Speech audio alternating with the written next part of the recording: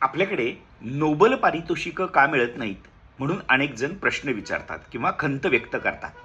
ह्या सगळ्याचं मूळ आहे ते म्हणजे संशोधनामध्ये. आजच्या कॉलेज कट्टाच्या या मालिकेमधला पुढचा कट्टा आहे संशोधनाचा कट्टा. संशोधन अर्थात रिसर्च. प्रत्येक महाविद्यालयामध्ये रिसर्च करणाऱ्यांचा अर्थात संशोधन करणाऱ्यांचा एक गट असतो. पण आपल्याकडे होतं काय की PG केल्यानंतर म्हणजे पोस्ट ग्रॅज्युएशन केल्यानंतर पदव्युत्तर शिक्षणाच्या वेळेस किंवा त्यानंतर संशोधनाबद्दल विचार करायला सुरुवात होते.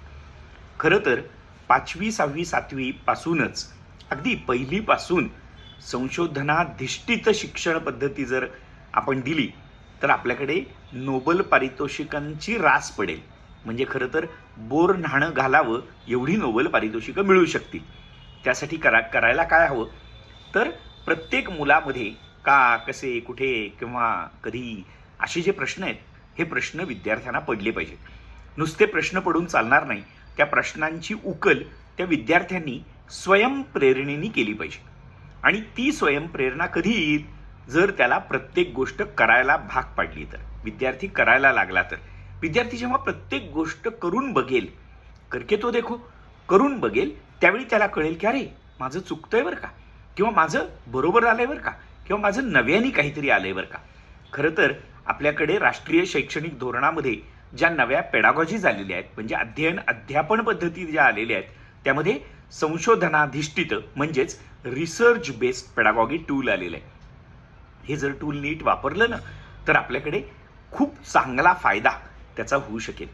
आपण ती जी मगिंग सिस्टम आहे किंवा ज्याला आपण पाठांतराची सिस्टीम म्हणतो ती न करता क्रिटिकल पद्धतीने थिंकिंग करणं किंवा ॲनालिटिकल पद्धतीने थिंकिंग करणं, ॲनॉलॉजी वापरून थिंकिंग करणं असं आपण केलं पाहिजे.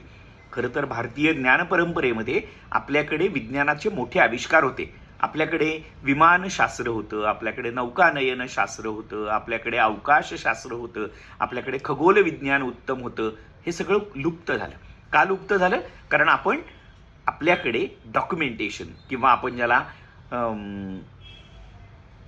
दस्तऐवजीकरण म्हणतो ते आपल्याकडे नीट होत नाही. त्यासाठी प्रत्येक गोष्ट, चांगली वांगली गोष्ट लिहून ठेवणं किंवा तिचं प्रेझेंटेशन कुठंतरी करणं असं केलं तर संशोधन चांगलं होईल.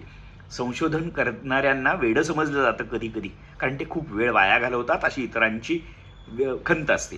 खरं तर त्यांना संशोधन करू द्यावं, त्यांना मोकळीक मिळावी यासाठी आपण प्रयत्न केले पाहिजेत. संशोधन करणाऱ्यांचं कौतुक करूयात आणि संशोधन कट्टा सबळ करूयात.